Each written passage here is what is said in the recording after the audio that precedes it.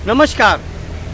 मुंबई से फिर एक बार आपके सामने देश और जनता के हित में सदैव तत्पर, बिंदास और बेबाक बोलने वाला, सच्ची घटनाओं के आधार पर बात करने वाला मैं हूं रविंद्र जैन। माननीय सर्वोच्च न्यायालय जी, इस बार एक ऐसा सख्त कानून बनाया जाए कि जिस तरह आदमी जब पैदा होता है तो उसका जन्म प्रमाण पत्र बनाया जाता है और मरने के बाद मृत्यु प्रमाण पत्र बनाया जाता है। वकील की डिग्री 3 साल की, बच्चा स्कूल पढ़ता है तो 12 साल की डिग्री, यानी कोई भी पढ़ाई हो उसमें डिग्री कंपलसरी है। आर्मी जब ज्वाइंट होती है वहां भी डिग्री बताई जाती है, पुलिस में भी डिग्री बताई जाती है। तो फिर भारत के 99% ये डकैत और चोर नेताओं की डिग्री क्यों नहीं बनाई जाती? इनका एग्जाम किया जाए, इनका एग्जाम हो, इनकी ट्रेनिंग हो, तब इनको नेता सत्तागिरी के अंदर आने का प्रमाण पत्र दिया जाए। माननीय, हमारे देश को भिखारी बना दिया इन दोगले, दो कौड़ी के नेताओं ने। हमारे देश को इन्होंने बेरोजगार कर दिया आज के सत्ताधारी नेताओं ने। 99% नेता डकैत है, गुंडा है बड़ा। हम कहते हैं कि बंबई हिंदुस्तान में अगर गुंडा कौन है, आप गौर करिए माननीय सर्वोच्च न्यायालय जी, भारत का सबसे बड़ा गुंडा हमारे देश का 99% नेता है। हम आपको ये भी बता देना चाहते हैं, सत्ता पर आने के बाद पक्ष हो या विपक्ष हो, ये दोनों की मिली भगत, इन गुंडों की मिली भगत होती है और इनके कारनामे पब्लिक के सामने, आपके सामने क्यों नहीं आ पाते? इसकी बड़ी वजह आवाज उठाने वाले का गला दबा दिया जाता है, उसको मार दिया जाता है, उसे कटवा दिया जाता है। ये घिनौना कृत्य सत्ता पक्ष और विपक्ष के लोग करते हैं, पुलिस को बोल के या अपने गुंडे पाले हुए लोगों को बोल के। माननीय, देश की राजनीति ऐसे नहीं होती। ये भारत योद्धाओं का है, ये भारत संत और ऋषि मुनियों का है। ये अय्याश नेता कहां से आए? सिकंदर गया, अय्याशी छोड़ गया, मुगल गए, अय्याशी छोड़ गए, और जब अंग्रेजों ने छोड़ा तो क्रूरता और निकम्मापन छोड़ गए। माननीय, बहुत गौर करने वाली बात है।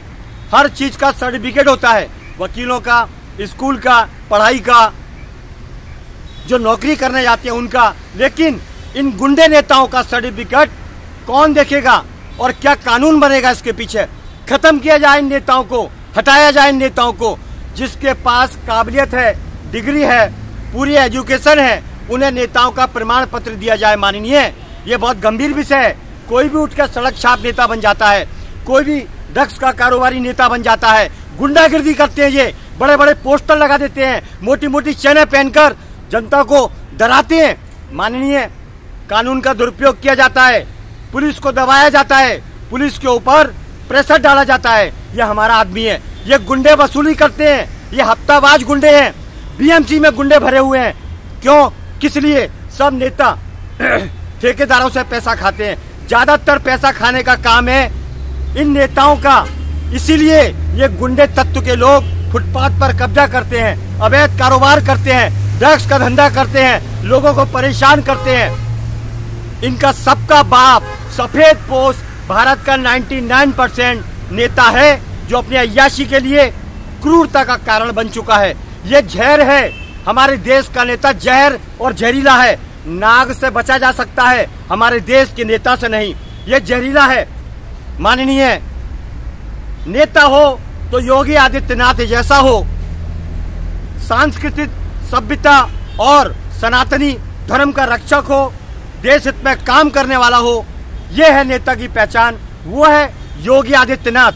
बाकी ज्यादातर नेता गुंडागिरी पालते हैं, गुंडे हैं एक नंबर के ड्रग्सी, चरसी, अफीमची, जितने भी जो अवैध कारोबार है उसका बाप है भारत का 99% नेता।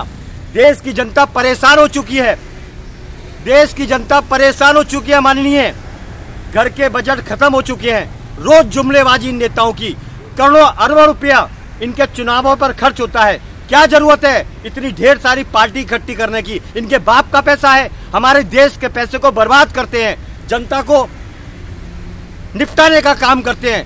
पूरी देश की संस्कृति सभ्यता को खत्म कर दिया। हमारे देश के इन जुमलेबाज नेताओं ने वादा खिलाफी करते हैं। हमारे देश के नेता, इन नेताओं से छुटकारा आपके सिवा कोई नहीं दिला सकता, क्योंकि दशा बिल्कुल खत्म होती जाती है। हर इंसान के अंदर जीने की क्षमता मरती जाती है। ऐसा भारत का सिस्टम बना दिया इन नेताओं ने, ये जुमलेबाज लॉलीपॉप वाले नेताओं ने। देश को बचाइए, मेरा बोलने का काम है माननीय। ये कायर नेता कभी भी भारत की संस्कृति को खत्म करके बेचकर थैले भर भर के लेके भाग सकते हैं। बोलने वाले को मरवाते हैं, फंसवाते हैं। हमको भी कभी मरवा सकते हैं, लेकिन हमें इन कायरों का कोई डर नहीं। हम तो उस खून की औलाद हैं जिस मिट्टी के अंदर छत्रपति शिवाजी महाराज ने जन्म लिया, महाराणा प्रताप ने जन्म लिया। हम इन कायरों की तरह नहीं है। देश के लिए अगर अपनी जान गई वो भी कुर्बान है, लेकिन इन नेताओं का क्या किया जाए। ये डकैत है सबसे बड़े माननीय, ये सच्ची घटना है बिल्कुल। इनके करतूतों पर आप गौर कीजिए। फिर आऊंगा मुंबई से, मैं हूं रविंद्र जैन। देश और जनता के हित में, जय हिंद।